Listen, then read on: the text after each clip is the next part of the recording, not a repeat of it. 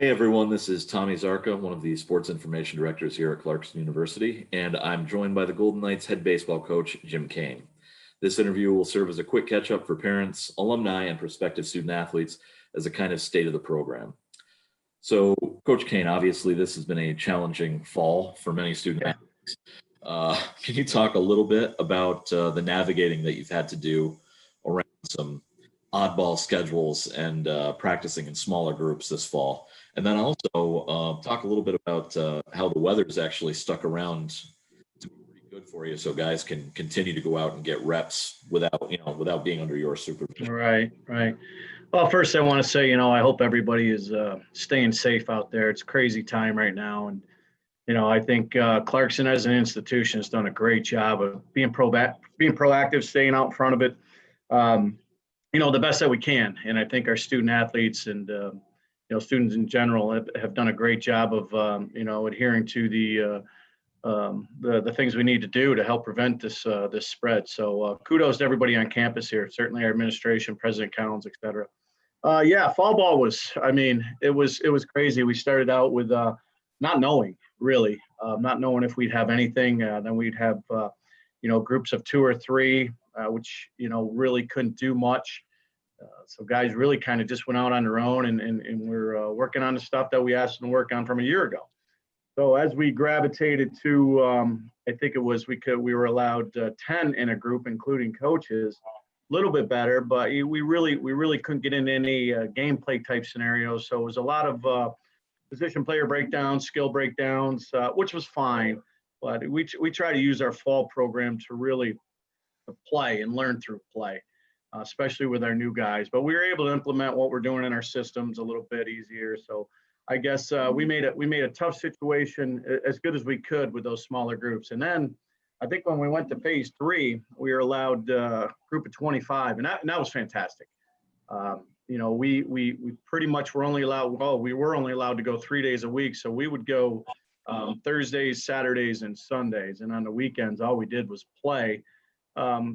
Through constructive play, so teaching through play. But we were able to bring in groups, and some days guys had a doubleheader on Saturday, or some teams had a doubleheader on Sunday. But basically, we just call it the Fall World Series, and we had three teams, and we figured it out as we went.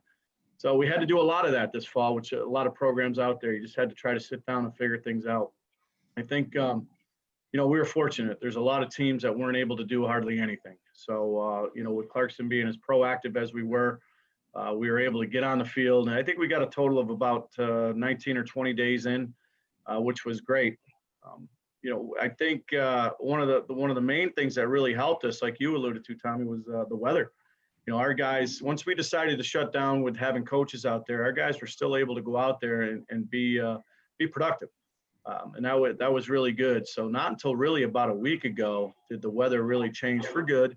Which was a good time because finals are upon us, and that sort of thing. Time to move to the next part of the program and get these guys focusing on their finals. So it was challenging fall, but all said and done, we sat down, we talked with our upperclassmen what we think is going to work. I thought we had a good plan in place, and I think we played it out pretty well. You essentially have, in a way, two freshman classes this year. Last year's group that practiced in the fall, and then Right, played just a handful of games, but didn't necessarily get game experience. Um, right, so you've got this year's group of newcomers. Can you talk right, about the promise that some of those freshmen and obviously some of the sophomores that are probably going to be getting a lot more playing time that they might have? right, right. So can you just talk about Sure. how those guys have developed? Yeah, well, I think going into last year, we really liked our freshman class. We thought we had a good complement of seniors right on down through. So we were excited, but we also knew that they needed to play, and 16 practice opportunities with one play day in the fall just isn't enough. Practice habits are great and everything, but they need to play to learn. It's different when you're practicing to when, you got the bullets flying in a game a little bit and there's that element of pressure and see how kids react. And when all said and done with last year's freshman group, a lot of them were gonna play in some capacity. So we try to use our Hamilton series and our Florida trip is to really try to figure out our personnel in terms of role playing, who can do what, in what situation, and really be ready for our northern schedule, in particular our conference schedule. So I could sit here and talk names all day, but I think everybody in that group, which are now sophomores, really had the opportunity to excel, and we're going to get better just through gameplay. So we were starting to figure things out a little bit in Florida when things kind of got shut down. This year's freshman class, similar. We when we decided to, once we got to that group of 25 in the fall, we really decided that we got to get these guys into the college game. It's different than high school. The speed is different. Paying attention to detail is different. The little things, everything's different. You can't just throw the ball down the middle of the play. You got to try to work edges and that sort of thing. And I think we did a pretty good job with the limited time we were allowed. And again, I think it's a promising group.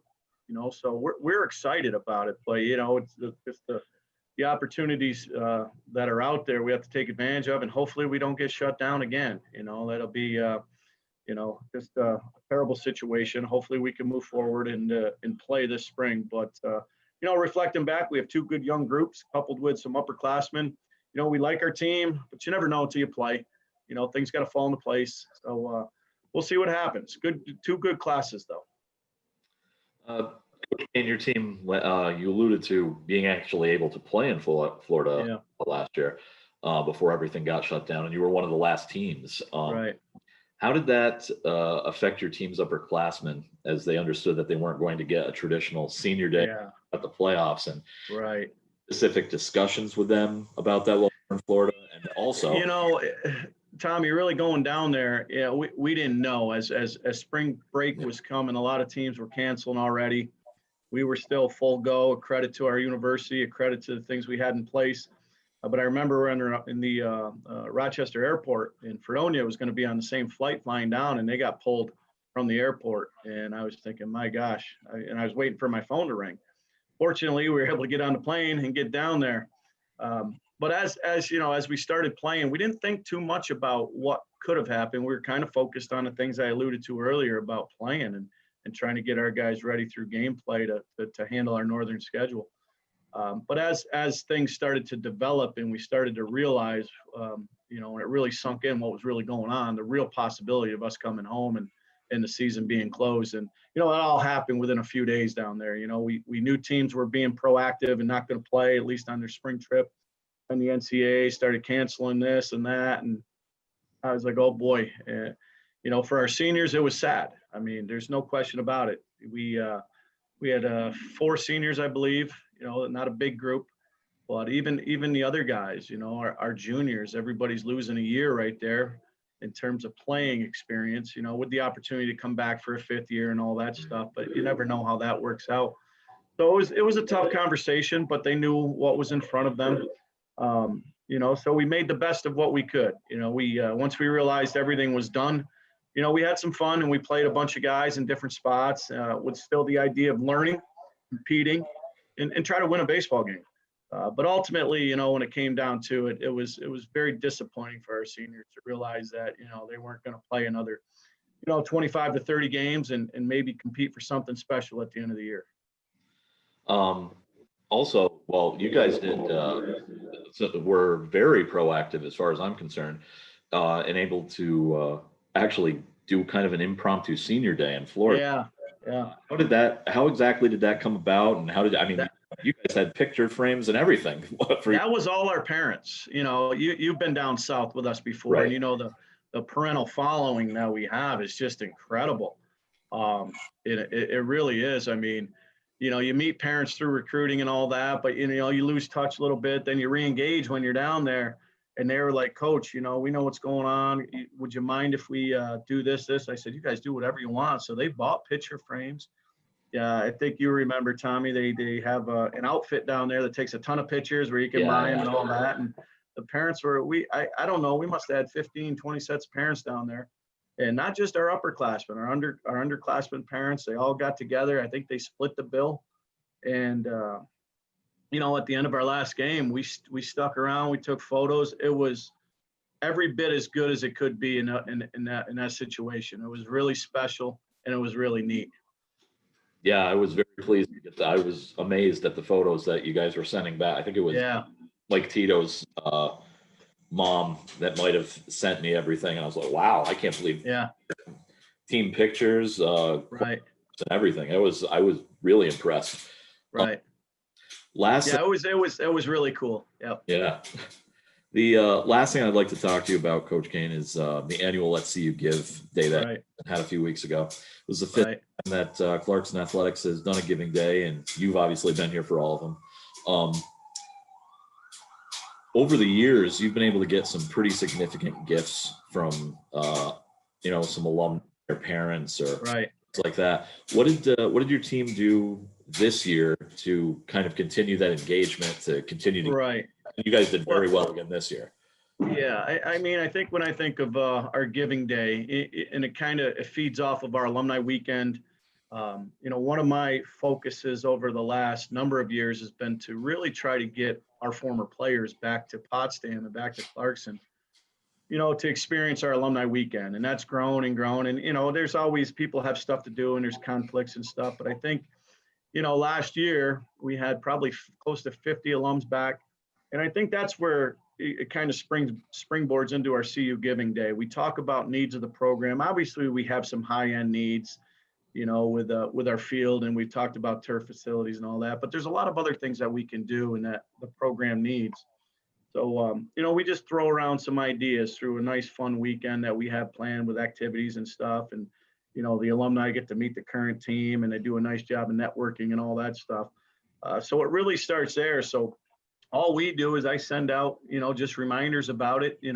This year we really didn't have certain items over the years past. We needed some tarps. We needed, some screens. We needed some hack attack pitching machines. This year, I think with the money that we got, I think we're going to go out and buy 2 or 3 nice new pitching mounts, indoor pitching mounts, and to do a few other things. We haven't really decided too much just because of what's going on. I think probably didn't push it as hard this year because of COVID and understanding the financial difficulties that are Right. going on in the country right now and with our alums. But I tell you what, they stepped up. And it wasn't just our alumni. It was, friends of the program, family members, everybody contributed, and we did well.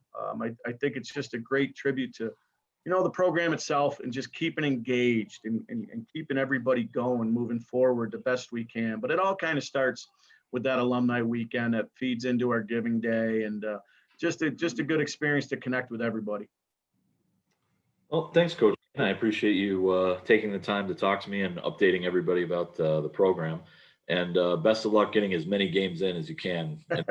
We're going to need it, Tommy, you know that. But thank you, and pleasure speaking with you. All right. Thanks again.